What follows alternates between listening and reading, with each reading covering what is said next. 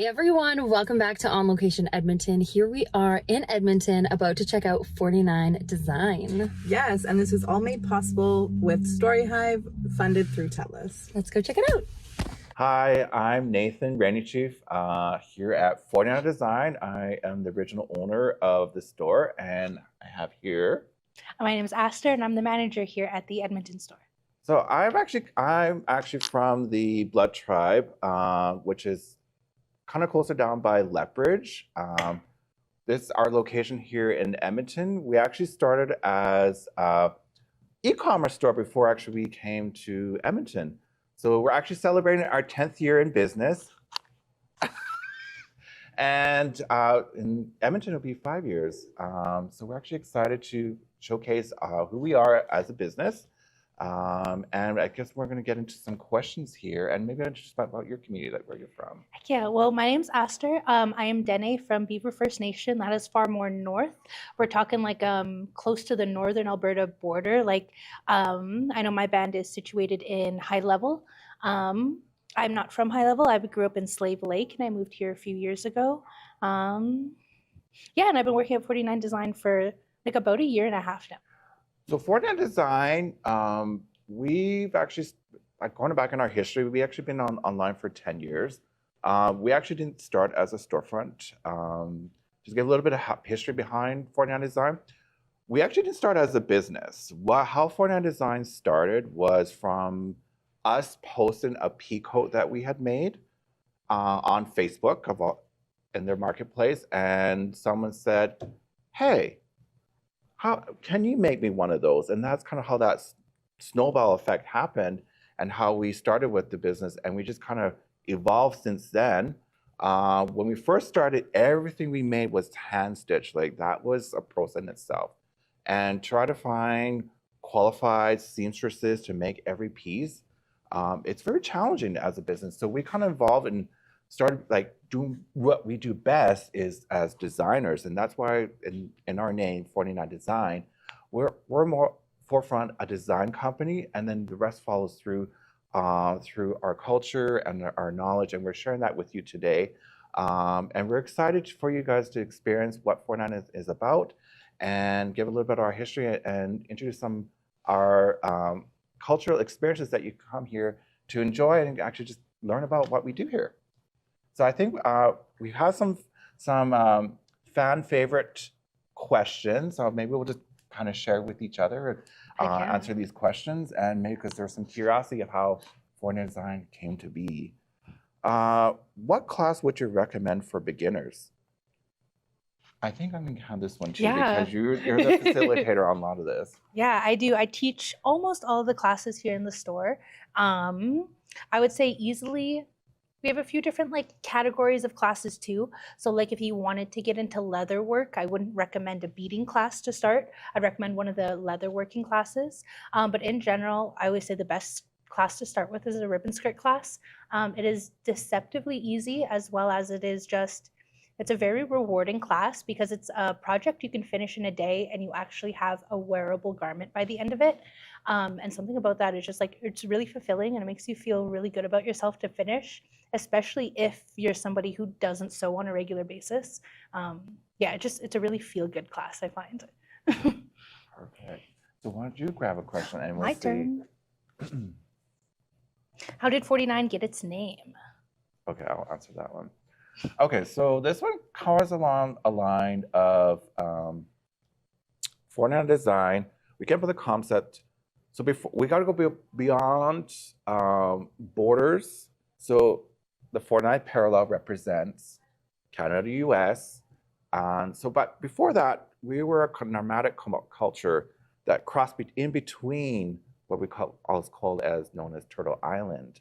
So 49 Dzine it's representing the North America of design and community, and that's why we call it 49 Dzine, because it's not just local to Canada or the US, it's about all nations getting involved and having that sense of identity, and why we love to do things. Again, that's why like our previous question about going to each community, having representation.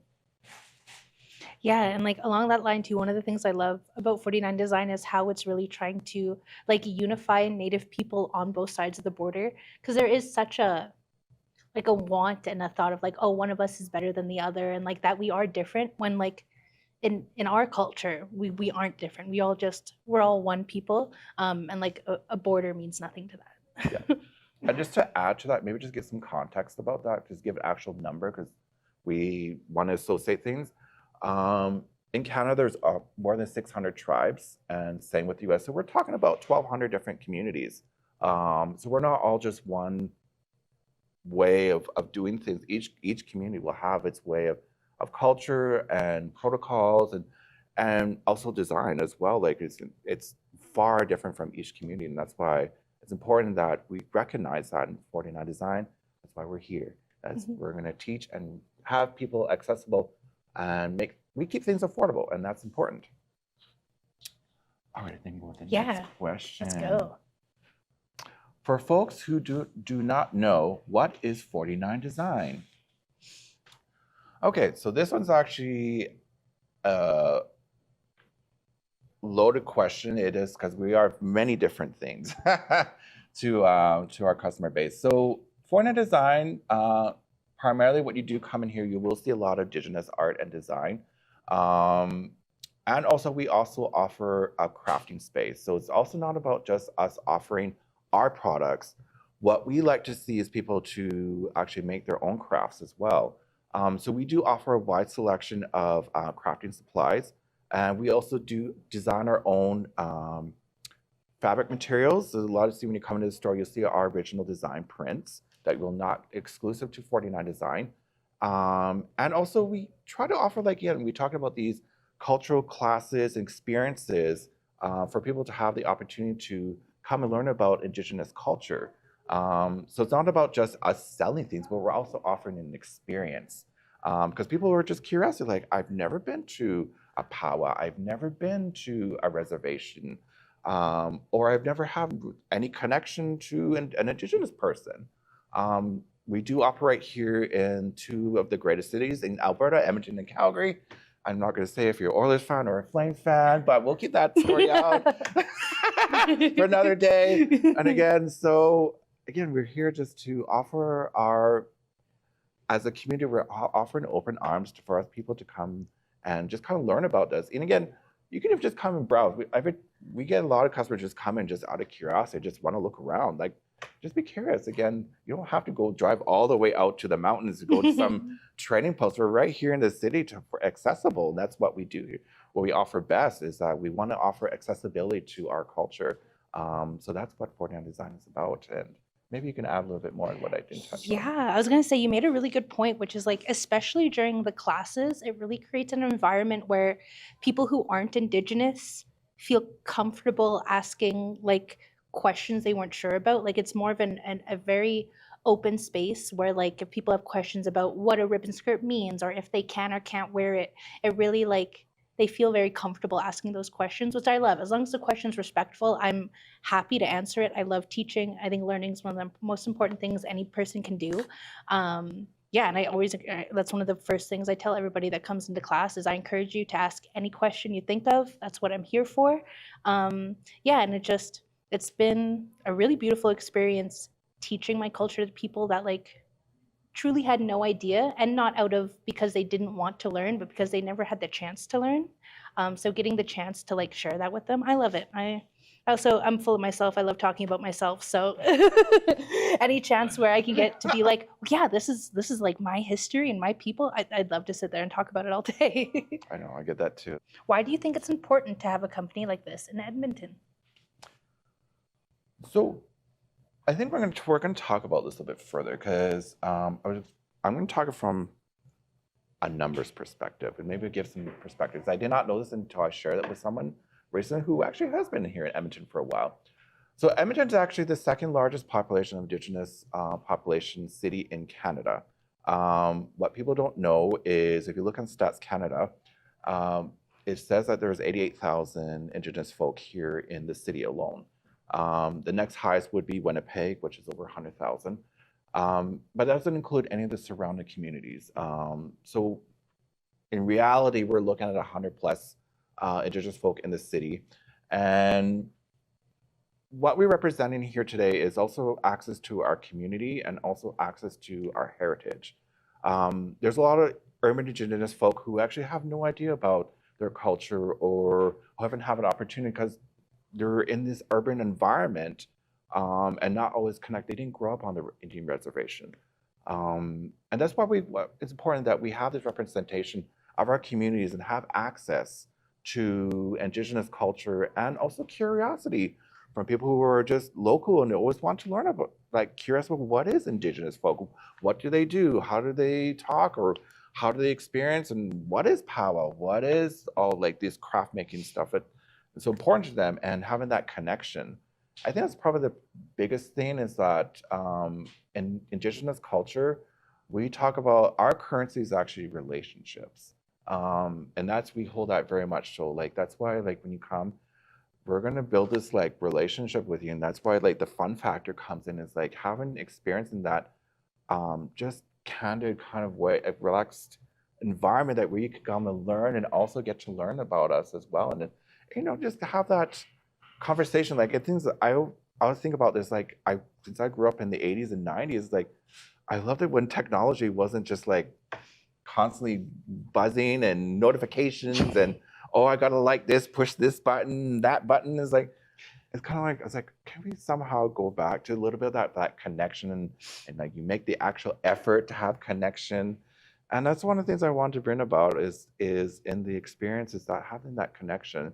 Because as we keep going through technology and this whole new era of artificial intelligence, it seems like it's taken away from that a little bit. And I think that's kind of losing a little of our humanity in that as well. It's like we want to have that connection. That's what makes us human. That's why we are here. We're not about only here just to be about being commerce or have the most fans about that. But when we take the root down is that connection. That's why we strive to have relationships and why we put ourselves out there.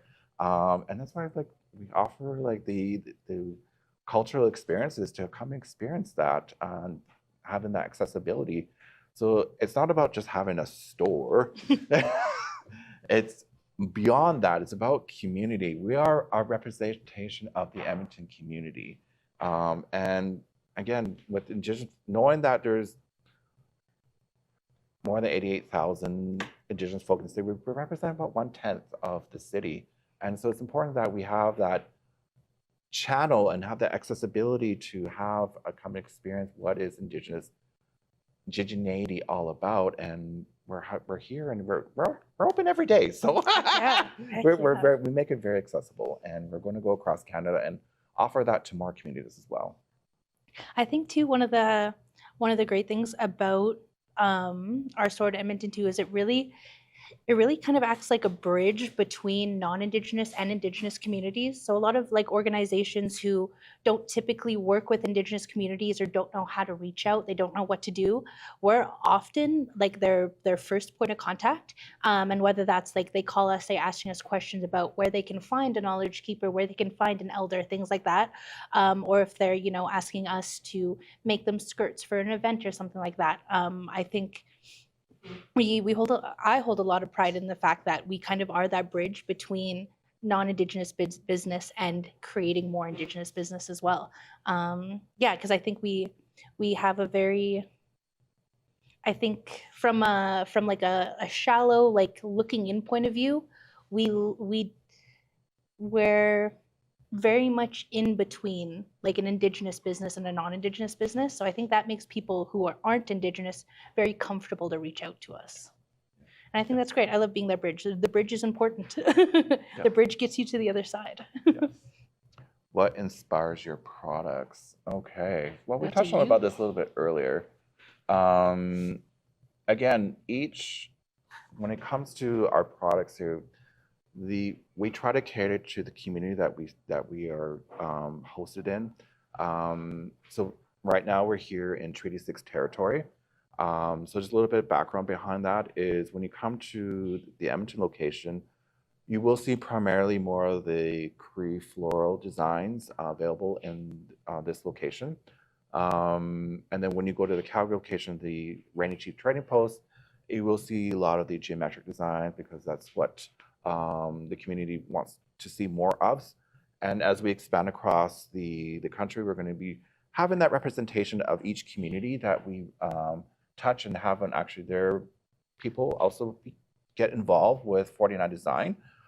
It's kind of a great environment that you are getting something truly local and authentic, because a lot of designs that we offer does have a story behind it. It's not about just getting on and drawing something, that there's that personal connection that we actually take the time to curate, that there is an element that you're going to authentically get. And I think you can easily see that from us, because when people come in, how like big box stores, they try to have this concept of indigeneity. It's like there's that kind of that missing element, because it's like how are you connected to the community? Who claims you? And what is like what is your history behind it? It's not about just design. It's about connection as well. And so that's kind of what we offer is not just product but also connection.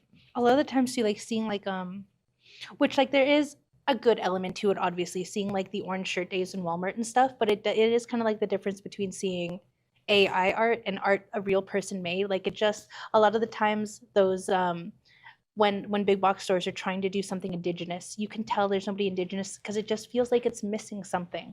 Like, you know, like it feels like the intent isn't there. Yes, I'm glad you talked on that, because The intent. the intent, that is one I think that we don't share enough about that with us Indigenous people, is that when we like, especially when it comes to powwow, there is actually intent. It's like, that's why like a lot of the regalia pieces representing it, there is intent. There's actually a mindset and an actual concept that's put together, intentional. And then when we have relations that with each other, it's intentional.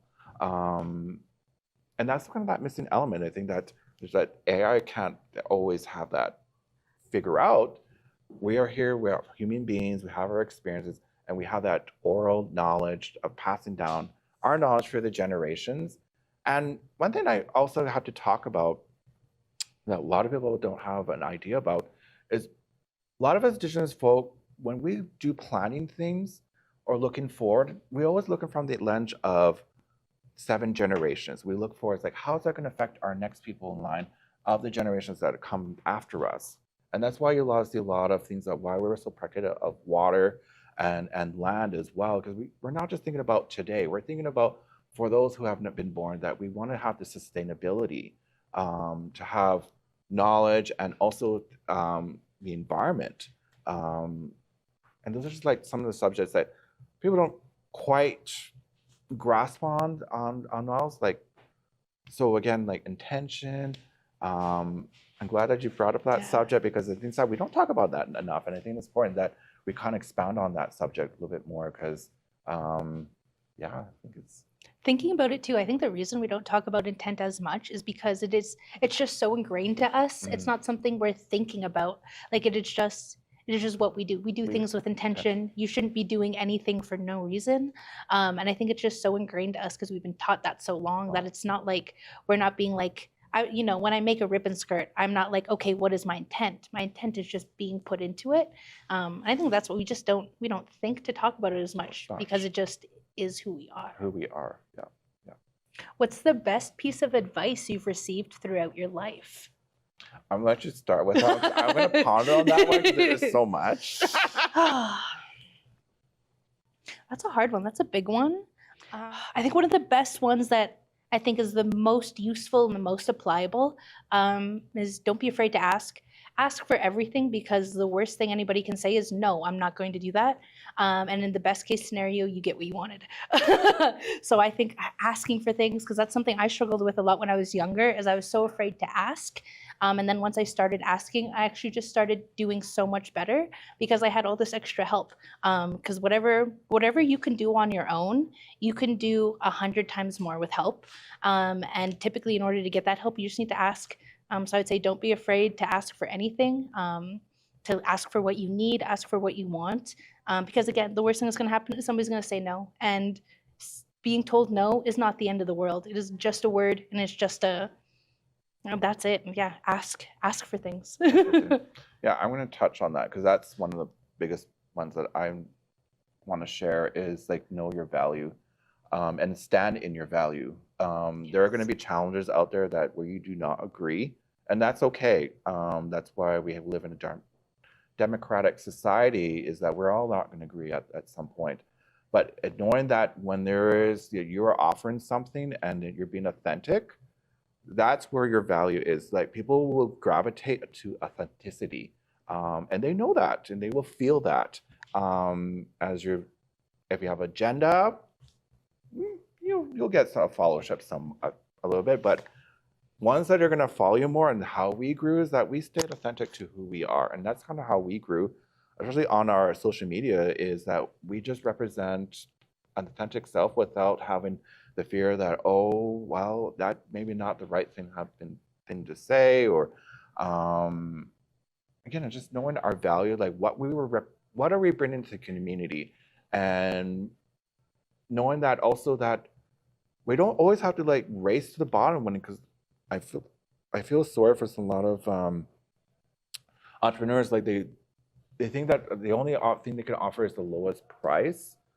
Especially when you first start off, that maybe that strategy works great for a little while, but as you grow as a business, like you know your value, because again, like I mentioned earlier, like the world needs only what you can bring, and that's I keep bringing that up with people, is because your value is worth something, and we all have something to offer, and just owning it, just like really owning it is. That's one of the best advice I ever gained, and I think it's universal. It's not just exclusive to Indigenous folk. It's just really having those thoughts, and behind that is really expanding and really thinking about it and having those conversations. Like, okay, so how am I interacting with my community? What's the best aspect of the work you do?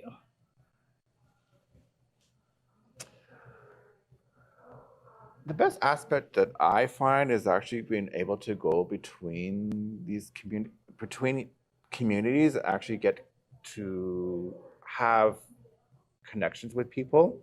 Because I'm out there, my talent sign, if I'm in the room, is usually my cackle. That's what I'm saying. I always know you're back. Like if I'm waiting for you to come back from like I'm in the venue and I don't know where you are, I always hear you first. I'm like, oh, he'll be in here in about 5 minutes now.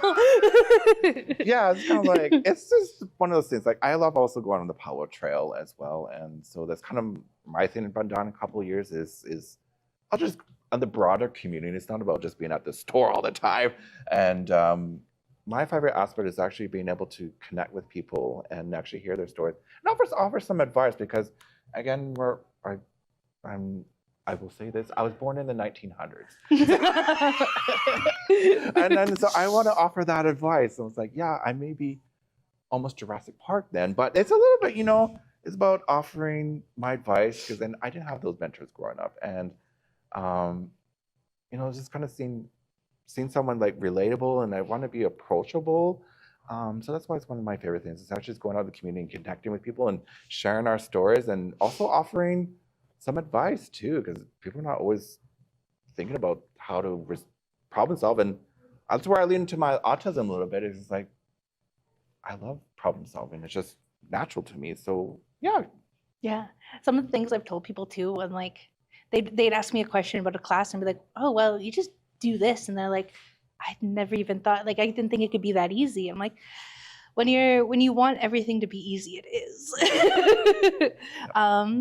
But yeah, I would say definitely to jump on yours is the storytelling for sure. I love hearing everybody else's stories, as well as I get a chance to share my own. And a lot of other like non-Indigenous places I've worked, when your server starts telling you about their life, it's not usually part of the job. Versus here, if I get to tell somebody about my life, they want to listen, and it is to them part of the experience of being here. I love it. I love hearing stories, and I love sharing stories.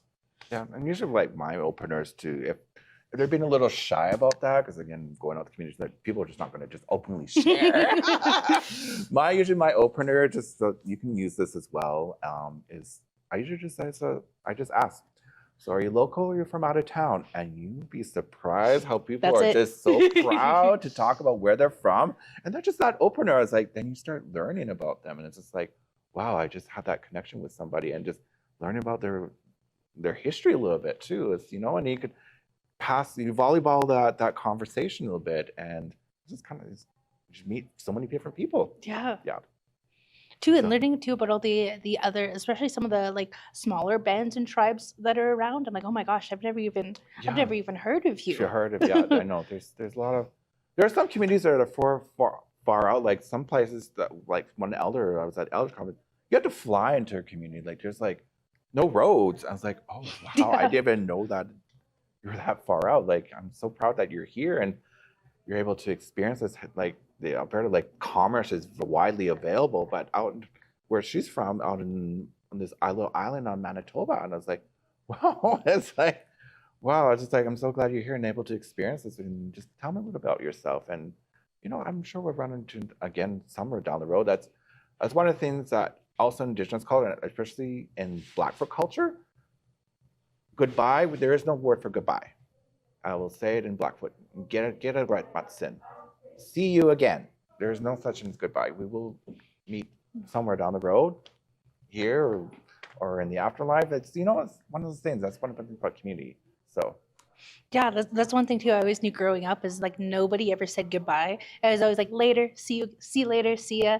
You know, like to straight up hear somebody would be like goodbye. It's like, who are you? Like, yeah, you're like not from here. it's a different concept, because again, like English, like it's like there, yes, that means that goodbye, like we're not going to see each other again. But Indigenous culture, we want to see you again. Like Exactly. well, I'm not talking about exes, but That can be that's a different story.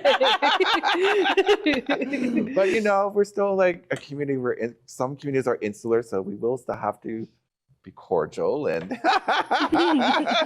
and they even have at powwows. It's like, this is all, we have a special, like this is for all you exes out there. Yeah, so you know, just kind of that laughter. Again, that's one of the things that we love in Indigenous culture, that laughter, and it's kind of that silliness as well. It's like you just have that laughter because it's that good medicine, because that diaphragm and that air coming up. Exactly. Yeah, so you know, That's one of those cases too. It's a man with like, with all the things that make it hard, you just have to laugh more. Like Yeah. otherwise, it's just miserable. yeah, it is. It is. It's like you have to have like, it's not so serious. Exactly. It's not. Yes, yeah. So, all right. So we're getting close. Yes. I know. What would you say is 49 Design's vision? Okay, so I think we kind of touched a little bit base earlier. So 49 Design's vision is actually to offer accessibility. So we've been asked by our community for two things: to be accessible and affordable. And those are two things that we stand on like heavily. When you come to 49 Design, that's why, again, we're open every day. We want to be accessible and also affordable. Because again, it's like Indigenous culture. Yes, there are some designers out there that offer a one-time piece and it's just really great and you're able to showcase, but no one has those kind of dollar dues to afford those like really extravagant pieces. And so that's why we're here today. Like we have, we're after crafting supplies that you can make your own stuff. It's not about us always designing things. And that's why 49 Design, again, is a design company first. And then all the rest all follows after that. It's also about the experience and also about access to community. And that's essentially why my vision is that we want to open more locations, because it's not always about us accessing it here in Alberta. So we're gonna take that little jump, like the unknown, and go across, like open more locations. Because it's about that connection. Because I will tell you that artificial intelligence, yes, they're going to be taking away jobs, but they will not take away connection. Because that is something that we as a human being can relate to. We want to continue having, and yeah, so why not? So why don't we have these experiences and actually teach people? Yeah, I would say absolutely in the same flavor for sure. It is, to me, 49 Design and working here is about accessibility. It's about making sure that no matter what your limitations are, you can leave the store with what you wanted. So whether that's, you know, like, oh, I need a skirt for powwow, and it's like, okay, well, we have really fancy, really beautiful ribbon skirts that are on the higher end of a budget, and we have printed skirts that are made by 49 Design that are in a much more affordable budget. So like you have options for no matter what you need and what your limitations are for what that need is. And I love that. I love offering a variety of things. I love offering handmade items as well as items that aren't considered handmade. It just makes it so that if you walk into the store and you need something, whatever your limitations are, you will most likely leave the store with what you needed. Yeah, and to touch base on that as well, it's not also about what 49 Design offers. We also do offer a consignment program. So the local community can come here and bring their wares, and we will showcase them. So we do have a consignment showcase right up front of our store. So it's about accessibility. It's not about us, what we create. Like, we were happy to host your wares and just tell us like what is your price, and be with us at least 90 days. And once a month you get an e-transfer for what you were sold in store. And then, yeah, it's just very like, trying to keep it very simple. It's not like some of our locations you have to like bid for space and shelf space, or Right. how much affordable am I? Like, again, it's about us representing the community, like giving accessibility. Because again, running a storefront is not easy. There's a lot behind it. It's not about just like selling stuff. There's a lot of other factors you have to deal with, and yeah, I will say it's a lot of challenge, and I would not recommend starting with a storefront right away. I think people need to grow their followership through social media and have a base there before going into actual bricks and mortars, because it's very challenging. Things are very expensive right now, especially like retail rent in the cities. It's like it can cave you. That's sort of like, yeah, I'm just glad that we started online, because we actually had someone to market to when we opened and tell our story. And especially to open up a brick and mortar store during like the first year of COVID-19 and for you guys to be successful and keep it open is wild. People were closing during that time. You know, businesses that had been around for 10, 20 years had to close during that time. It is. So the fact that we could start and flourish is incredible. It was such a challenging time. Just to give a little story behind that, 49 Design, like I mentioned, we started as a storefront, and no, pardon me. Let's go back. We'll race back. We started on e-commerce 10 years ago, and it was actually in March of 2020 and April of 2020, the full closure happened, that we got the opportunity where our business actually went through the stratosphere, because the full closure, there's no retailers open, but we were online already. So, and there was like a lot of government supports out there. So there was people just wanting to do something with their time because they're stuck at home, and online shopping was like a thing, like a little bit of therapy, you know? It's like, oh, I'm getting a little package today.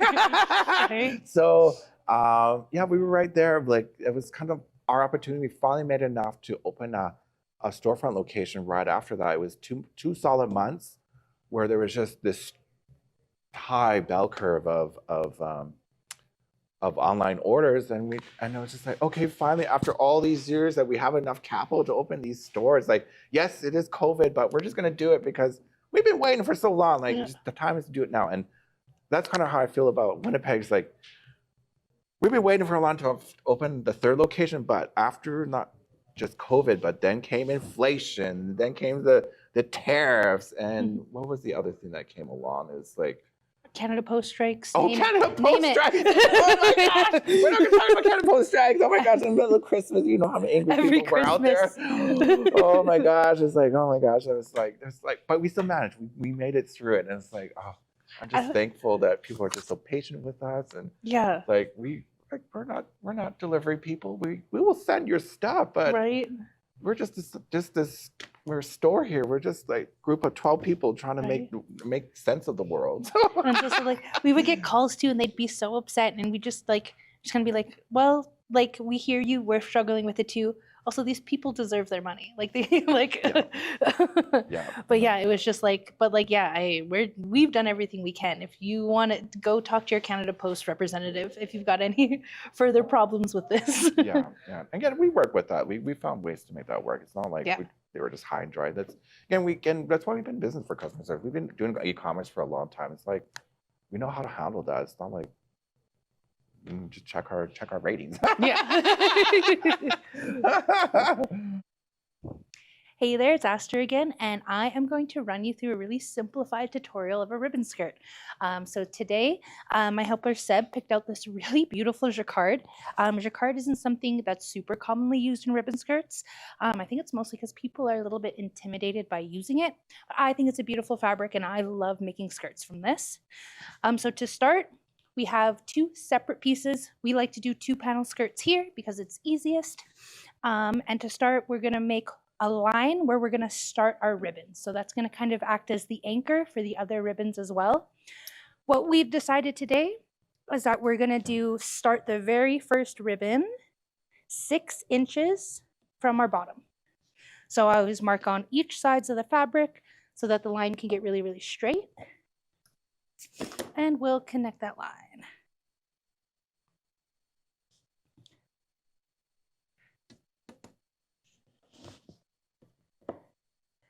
And this line too, you want to make sure it's on the right side of the fabric or the front side of the fabric because that's where we put ribbons. I know it's pretty common, usually you only mark on the wrong side. That's not the case here. That's why you make sure to use chalk.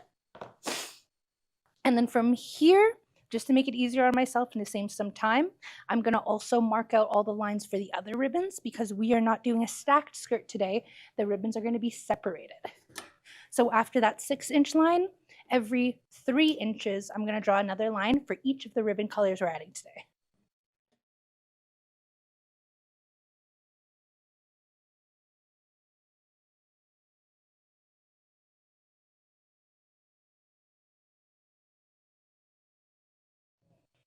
Awesome. And then once we have everything sort of laid out like that, we double check that we like it and it's good to go. I'm just going to start sewing. I know it's really popular to use things like glue sticks or heat and bond, or I know some old schoolers even still just pin the ribbons down. I don't like to do any of that. In fact, in my sewing, I typically stay away from pins in general because I feel like they just slow me down. However, everybody's different. You've probably got some kind of secret trick to applying these ribbons, whatever you need to do. And we're just going to move this over to the sewing machine and we can start sewing the ribbons down.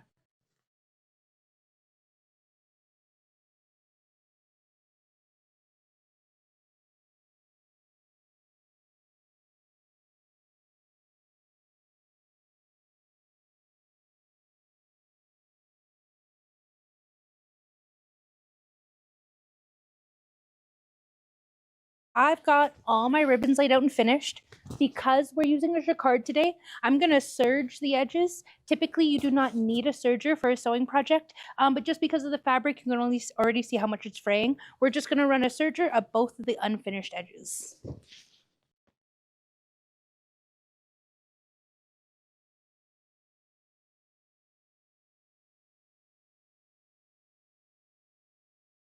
Alrighty, so now we've got both of our skirt panels with all of their ribbons on and their bottom hem done. So the last step we're going to do is we're just going to line everything up. And then we'll just be sewing up our side seams here and folding over our waistband and sewing that down. And we'll be right back with a finished skirt. Ta-da! Wow. And that's our finished skirt. It's gorgeous. I love it. Hey everyone, we just finished up at 49 Design and oh my goodness, go check it out. Take one of their classes. Yes. Everyone is so nice and so kind and so ready to share and chat with you. They are all so sweet and we learned so much and I'm just blown away by the capabilities and the design and the creativity and being able to use a sewing machine. That might sound ridiculous, but I can't use a sewing machine. Yeah, no, it was amazing just them sharing their stories and their just their talent with us was insane. They made it look so easy and I know it's not, but they made it look easy. They're very welcoming.